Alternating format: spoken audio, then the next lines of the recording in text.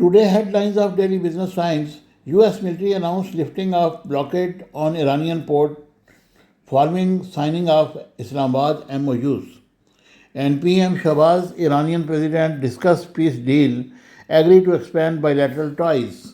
And PM Shahbaz signed Islamabad MOUs as mediator between US and Iran.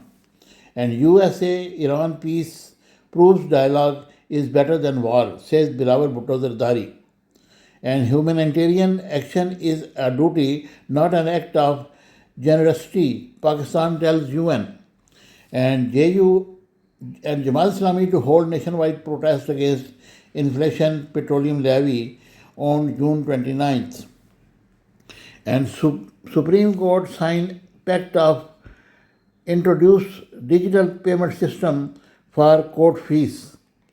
And Turkish, Bahrain, Canadian FMs praise Pakistan role in US-Iran war.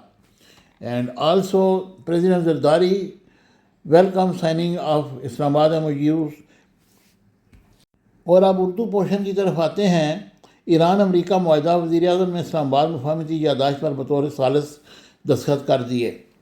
اور بلاول بھٹو کا action committee کا معاملہ سیاسی انداز میں حل کرنے پر زور اور مہاجرین کی نشستیں بندوق کے زور پر نہیں دی جا سکتی. اور وزیر اعظم نے کفایت شعاری کے اقدامات میں توسیع کی منظوری دے دی. سندھ معاہدے کے خلاف ورزی کر کے بھارت پانی کی سیاست کر رہا ہے، یہ کہنا تھا اسحاق ڈار کا. اور لبنان پر حملے قابل قبول، اسرائیل کو امن معاہدے کا احترام کرنا ہوگا، وینس. اینڈ 92 ارب کا دفاعی بجٹ بھی بھارت کو نہ بچا سکا. ایران امریکہ معاہدہ کے بعد سرمایہ کار خوش، تیل کی قیمتوں میں نمایاں کمی. اور اب ہم آتے ہیں اداریہ کی طرف. آج کا جو اداریہ ہے وہ ایران امریکہ مفاہمت اور مشرق وسطیٰ کا مستقبل، IMF کی ڈکٹیشن، سیاسی منافقت اور پسے ہوئے عوام، یہ کہنا تھا سید عارف نظامی صاحب کا.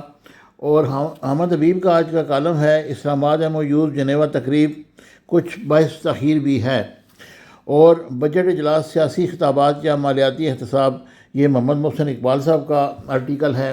اور اصغر شاد صاحب کا آرٹیکل ہے دیرپا غلامی بھارتی مقدر کیوں. اور مراد رسول پروفیسر محمد عبداللہ بھٹی صاحب کا یہ آرٹیکل ہے. اور پارلیمنٹ کی مضبوطی کا خواب محمد سعید آرائیں صاحب کا یہ آرٹیکل ہے. ابھی ہم آتے ہیں Pakistan China sign MOUs to boost youth development. اور India strategic prestige to Washington in تالستان US ڈراپ انڈو پاک. اور اس طرح اردو کا جو پیج 2 ہے سٹی پیج، اس میں بھی کافی ساری خبریں ہیں.